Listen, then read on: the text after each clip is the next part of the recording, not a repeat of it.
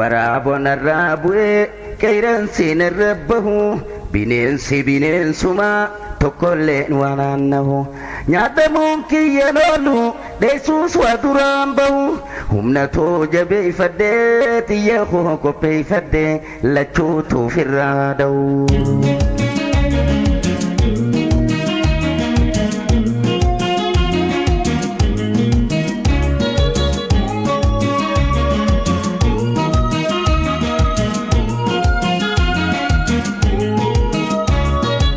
Refilo wakiyas kabenyana ni ore ariye gadochudan waraabo nyaachu ture sani firra hambisnan kamsodam firra mure kan digatu tudufe qeransa natti dabre osoti rebatiru kanas godariye lammaffana nyaachuda waraabo lafa ka'e taranto geesseye.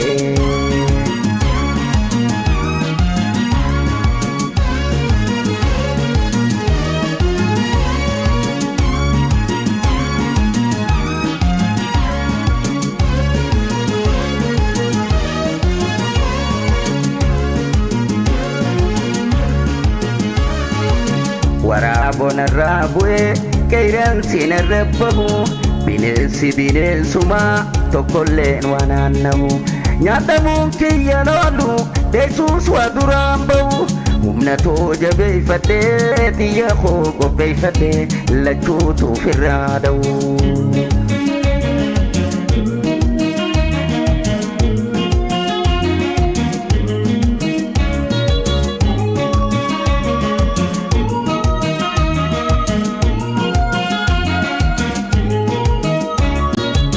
waraabo hambaan qabu luyloomaaf sidee sulle kalloolleen irraa naftu cabsee nyaata lafelle qeransi dhiiga tuute qurxee lafatti darba sanyii bineensa isaanii nyaata tahafte hamba qabeenya koo duguuguun isaan lachuu tokkuma walirraas wayyaan qabu bineensi bineensuma waan haasuun qaban namaa.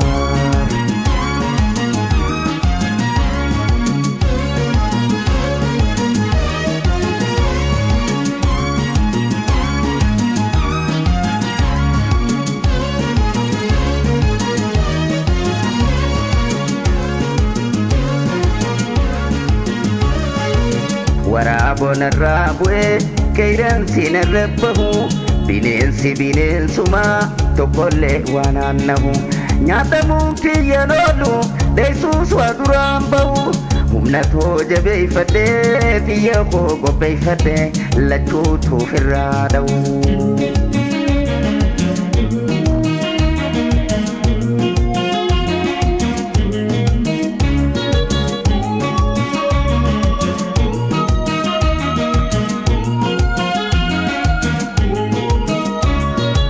Nyaaphan gurguddaa malee jedheen isaanii baay'ee kan midhaan ooyiruu fite kakka karkarroof booyye wal faragaanu dabruun kullisan alaamana bineensa nuuf bobba'u hanga yoom teenye eeboof waraana fuudhe tokkummaadhaan bobbaane ifirraa gatuu qabnaa goda isaanii marsine bahaa dhihaa dirmanne.